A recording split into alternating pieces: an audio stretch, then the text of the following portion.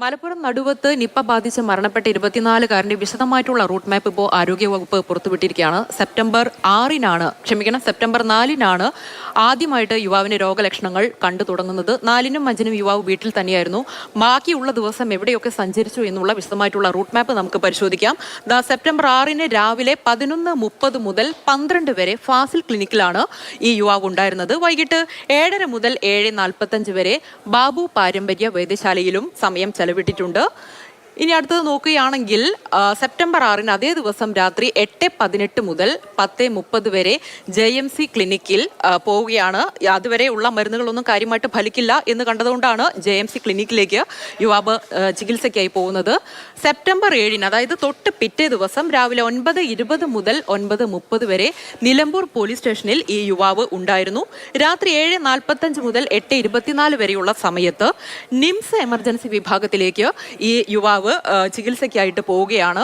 അത് കഴിഞ്ഞിട്ട് അന്ന് തന്നെ അതായത് സെപ്റ്റംബർ 7-ന് രാത്രി 8:25 മുതൽ ICUവിൽ പ്രവേശിക്കുകയാണ്. ഉച്ചയ്ക്ക് 1 മണി വരെ അവിടെ ICUവിൽ തന്നെ നിരീക്ഷണത്തിൽ തുടരുകയായിരുന്നു യുവാവ്. സെപ്റ്റംബർ 8-ന് പിറ്റേ ദിവസം ഉച്ചയ്ക്ക് 1:25-ന് MES ആശുപത്രിയിലേക്ക് മാറ്റുകയാണ്. ആംബുലൻസിലായിരുന്നു യാത്ര. ഉച്ചയ്ക്ക് 2:06 മുതൽ 3:55 വരെ MESലെ എമർജൻസി വിഭാഗത്തിൽ യുവാവിനെ പ്രവേശിപ്പിക്കുകയാണ്. പനിയും കടുത്ത തലവേദനയും തീരെ കുറയുന്നില്ല. അതുകൊണ്ട് തന്നെ കൂടുതൽ നിരീക്ഷണത്തിലേക്ക് ആ യുവാവിനെ മാറ്റുകയാണ്. സെപ്റ്റംബർ 8-ന് അന്ന് വൈകിട്ട് 3:59 മുതൽ 5:25 വരെ MRI സെന്ററിൽ യുവാവ് സമയം ചെലവിട്ടിട്ടുണ്ട്. വൈകിട്ട് 5:35 മുതൽ 6 മണി വരെ എമർജൻസി വിഭാഗത്തിലും യുവാവ് ഉണ്ടായിരുന്നു എന്നുള്ളതാണ്.